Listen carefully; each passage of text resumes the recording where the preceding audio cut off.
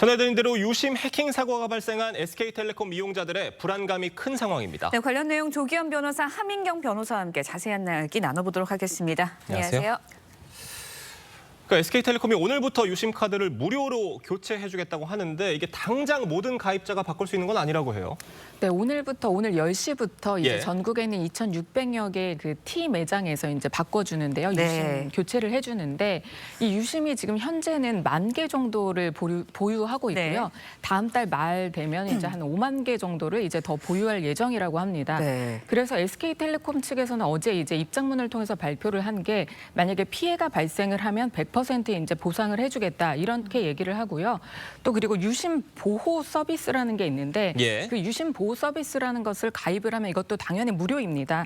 이 유심 정보를 탈취해서 이제 복제폰을 만들더라도 그 복제폰이 기능을 하지 못하도록 이렇게 한 그런 서비스인데요. 네. 이게 유심 카드를 교체하는 것과 동일한 효과를 이제 나타낼 수 있다라고 하고요. 이게 또 조금 더 빠르게 손쉬운 방법으로 이제 교체를 하는 것보다 이제 더 빠르게 서비스를 받아서 사용할 수 있기 때문에 예. 이런 부분은 이제 권고를 하고 있습니다. 네, 일단은 유심 교체 시까지는 시간이 걸릴 수밖에 없는 상황인 것 같습니다. 유심이 이렇게 해킹이 되면서 피해가 발생하면 어떤 피해가 발생하는 건가요? 구체적으로? 일단 조금 전에 함경 변호사님 말씀대로 이 복제폰이 만들어질 수 있습니다. 네. 그러니까 유심칩에는 가입자, 고유식별 정보, 단말기 고유식별 정보가 담겨져 있는데요. 탈취된 유심칩 정보를 통해서 본인이 모르는 사이에 유심칩이 복제가 돼서 다른 그 휴대전화가 개통될 수 있고요. 예. 그렇게 될 경우에 휴대전화가 개통이 되면 그 안에 있는 정보를 이용해서 개인의 어떤 계좌 정보를 또 탈취해서 인출이 일어나거나 이 기존 계좌에 있던 돈을 네. 또 그 송금되는 이런 거래들이 2차 피해로 이어질 위험성이 크고요. 그래서 일단은 이 SK텔레콤 사이트에서 유심 보호 서비스를 통해서 자기 정보를 보호할 필요가 있고요.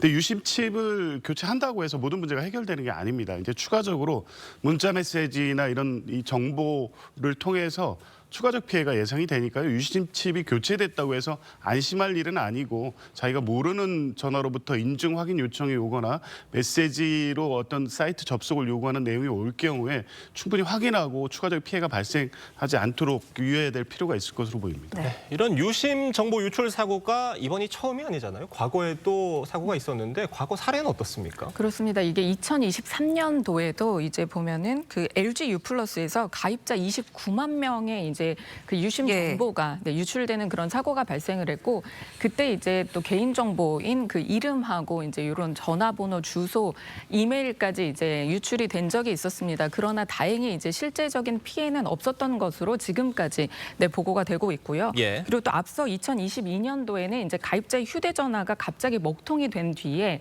그걸로 이제 사용한 그 복제폰으로 이제 돈이 또 이체되는 등의 그런 40여 건의 피해 사례가 이제 접수가 돼서 서울경찰청 사이버 수사대가 이제 같이 수사를 했거든요. 그래서 그 당시에 통신 그 사업자랑 같이 이제 개발을 한 프로그램이 있는데 그게 예. 통신망 관리 시스템 FDS를 이제 개발을 했습니다. 그러고 나서 이제 피해 사례가 지금까지 보고된 바가 없어서 아마 이번에 SK텔레콤의 이제 유출 사례로도 피해 사례가 이제 보고되지 않는 것은 아마 그 시스템 때문이 아닌가 이렇게 이제 전문가들은 보고 있습니다. 네, 이번 사태와 관련해서 한국인터넷진흥원이 SK텔레콤에 봐주기 대응을 했다. 이런 논란도 일고 있습니다. 사고 시간을 8시간가량 당겨서 한 걸로 정정을 했다는데 어떤 내용이에요? 그 정보통신망법에 의하면 이런 침해 사고가 발생하면 예. 24시간 내에 신고하도록 돼 있습니다. 예. 근데 이 지금 탈취 사고가 최초 발생한 거는 SKT가 인지하기로는 18일 네. 오후 6시 9분이었고요. 이게 해킹 사고라는 것을 확인한 것이 그날 밤 11시 20분이었습니다. 그런데 실제 인터넷진흥원에 신고가 된 것은 20일 오후 4시 46분입니다. 40시간이 지난 이후였거든요.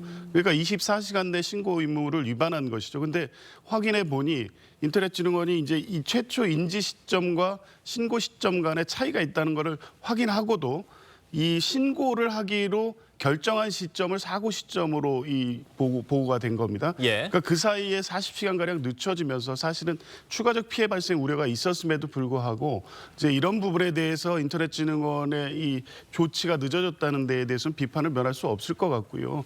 이게 이제 신고가 될 때는 이 사고의 발생 원인, 일시, 침해된 내용이 보고가 돼서 추가 피해를 막기 위해서 대단히 중요한 조치임에도 불구하고 SKT나 인터넷진흥원이 이 초기 대응에 문제가 있었다는 것은 분명해 보입니다. 근데 다소 석연치 않은 신고 시간 수정 정황이 있었다 이런 말씀이신 건데 SK텔레콤은 어떤 책임을 좀 물을 수가 있는 겁니까? 지금 이제 한덕수 권한대행 그러니까 국무총리도 네. 지금 SK텔레콤에서 향후에 지금 이후에 적정한 조치를 하고 있는지 관계부처에서 정확하게 이제 파악을 하라 이렇게 이제 밝힌 바가 있는데요.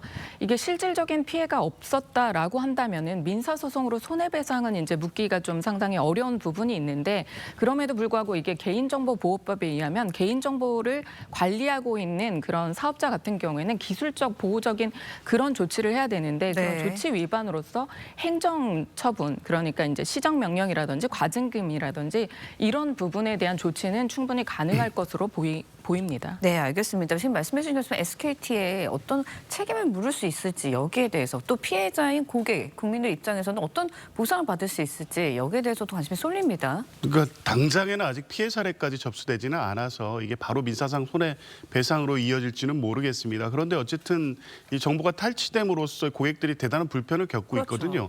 이제 그래서 직접적 손해는 아니지만 직간접적 손해가 발생하고 있기 때문에 이 손해가 구체적으로 확인이 된다고 하면 실제 이 다수 소송 그러니까 집단 소송을 통해서 대응하는 움직임도 분명히 나타날 것으로 보여지고요. 시간이 지나면서 이제 탈취된 정보에 의해서 구체적 손해 발생 사례가 발생할 수도 있습니다. 그렇죠. 그 경우에는 이제 직접적 민사 소송을 통해서 손해를 배상받을 수 있을 것으로 보입니다. 네, 알겠습니다. 조기현 변호사, 하민경 변호사 두 분과 말씀 나눴습니다. 여기까지 듣겠습니다. 감사합니다. 고맙습니다.